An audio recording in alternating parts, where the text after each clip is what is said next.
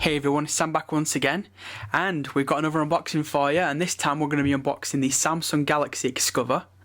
So first off the bat, thank you to Gun Mobile for sending this to me. There's a link in the description if you go check out Gun Mobile.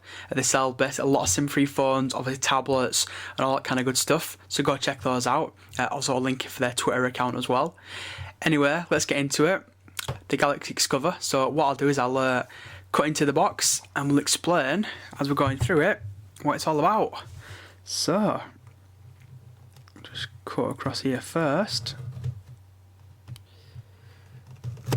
Yep. So hopefully we've cut into there. There we go. So with this one, it's pretty much of a simple pop it open there, run it over, and there's the little phone on top. So if we can get it out of there. There we go, so we'll stick that off to one side and we'll see what we also get in the box. We'll zoom out a little bit so you can just obviously see everything. Pop that off to the side as well. Right, so inside we get a 2GB micro SD and a micro SD adapter. So that's pretty cool that you get that supplied inside the actual packaging, and also obviously the quick start guide. We also get a Samsung wall charger, and it is a proper wall charger, so it's not one that obviously needs to be used with a USB. It's just a standard one. So I actually personally like that idea because I've got more than enough micro USB cables now. We've got the battery. Let's see if we can get the battery out of here. And the battery is of size, if you can find it. It's on this side. Oh, there we go. I'm blind. It's on that side. It's 1500 milliamps. So it's a decent sized battery. But if you notice, it's not exactly a massive size battery, but the actual capacity obviously is fairly large. We also get, and there we go, look, I told you, we've got plenty of these lying around, which is just basically a standard USB to micro USB sync, and you can also obviously use it for a charge cable if you need to. So I'll pop them off to the side as well. And that's it, that's everything inside the box, so we'll chuck that off to there as well. But here we are, obviously we're here to see this is the main star of the show. There we go. So, the Galaxy Discover. So as you can see, it is an Android phone, and this part here, the IP67 certified, is the main selling point of this phone. Now, you're probably looking at it thinking it don't look like a standard Samsung from what I've seen in the past, and you'd be right in that, because it's not. The reason why Samsung released this phone is the IP67 certification is for dustproof and waterproof. So I believe the waterproof is 1 meter, and it can be submerged in under 1 meter of water for 30 minutes. Now, let's be honest, that's good, you know. So if you drop your phone in a puddle, or if you're out and about, whatever it may be, and you drop it, no need to worry about that. It's shockproof as well. So basically, if you get it, obviously you're just going to start dropping it about. It is shockproof, so it's designed to actually take that hit on the head, so to speak. So we'll take this off the front because we all don't like these, do we? But anyway, and there's also one on the back. So while we're at it, take that off, and just here it's just showing you how to actually take the back on or off. But I'm one of them people that like to try and work it out myself, and I'll show you as well. So obviously we're going to have to stick this battery in here. So what I'll do is run down the specifications on the device, and obviously I can explain to you, as to what they are and whatnot. So as you can see, it's got a very nice orange kind of effect all the way around it. And this is the orange and black version. There are other versions available as well. On the front of the device, you do get your back, home, and your menu button. Now these are physical buttons, so they're not capacitive ones. So if you're going to be wearing gloves, then not a problem at all. Obviously you can start pressing them. You'll be finding it hard to do that, but if you need to press a physical button, then you've always got it there. And I'll be honest, I kind of miss physical buttons on a lot of things now. I know we're all going to, all touch screen, but I like having a physical button on there as well. So obviously that's on there. Obviously on the bottom of the device, if it just focuses, you've got your little microphone port there. On the bottom of there, if you can see, it's got this nice cover. Now pull it up. There you go, you've got your micro USB port. As you can see, it's a fairly substantial actual port cover. So once it goes on there, Hopefully get on there first time. There we go. As you can see, it fully covers it, and that's what makes it waterproof. So as we're going to the side of the device, as you can see, it's completely flush pretty much. Well, it's got these little rigidity things here, and it's got the power/lock switch. And I must say, they look pretty cool, and they make it nice and easy to hold in the hand. As we scroll up to the top, as you can see, it does have a 3.5mm headphone jack. Once again, covered by that nice big thick piece of plastic. And it's not like a shiny kind of plastic. It's not. It don't feel cheap. It actually feels like a really nice. I don't know if you can see. It's like a satin effect.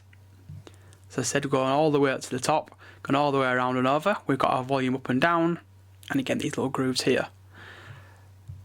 There we go. So showing the back of the device, it's a 3.2 megapixel camera. So again, it's not the highest in terms of megapixels, and it's got an LED flash. And this they actually open the back up. So we'll take that off in just a moment. And I believe the screen is 3.65 inches. And it is of resolution, it's a HVGA. And the resolution of HVGA, top of my head, is 320 by 480. So, and it's not the highest resolution screen in the world, but with the screen being so small, the resolution's not as much as an issue as you would normally expect it to be. The actual internals of the phone, it has got an 800 MHz single core CPU. And what we'll do is we'll just see if we can actually take this back off here. So that's opened up there. Probably should have read the instructions, shouldn't I?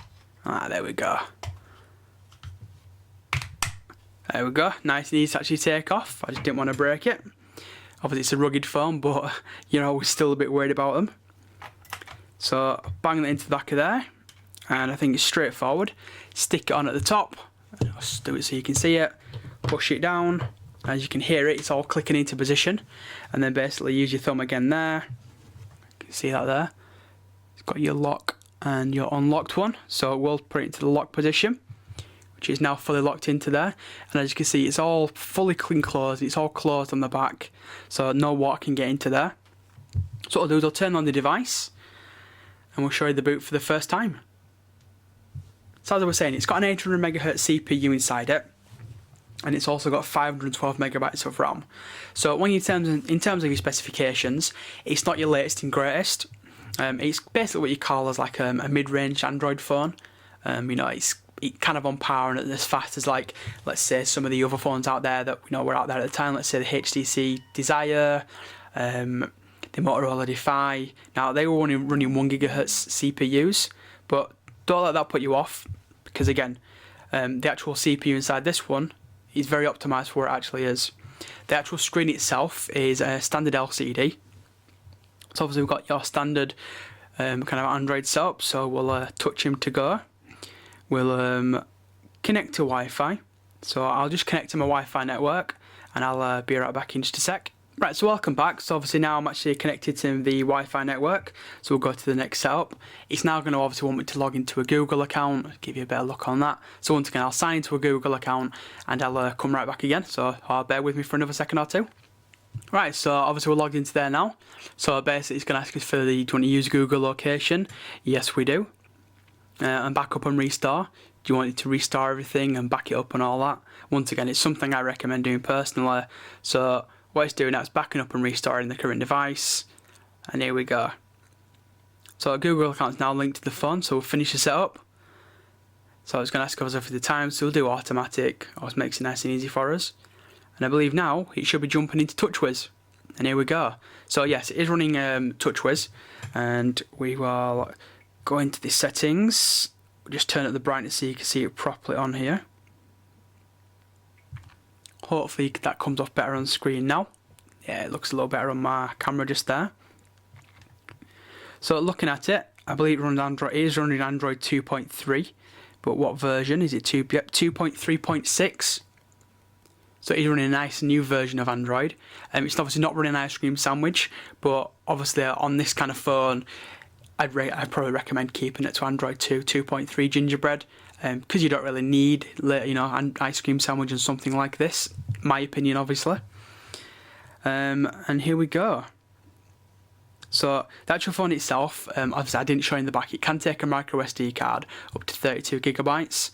The internal storage, I believe it comes with 150 megabytes of internal storage, which we'll see if we can just show you.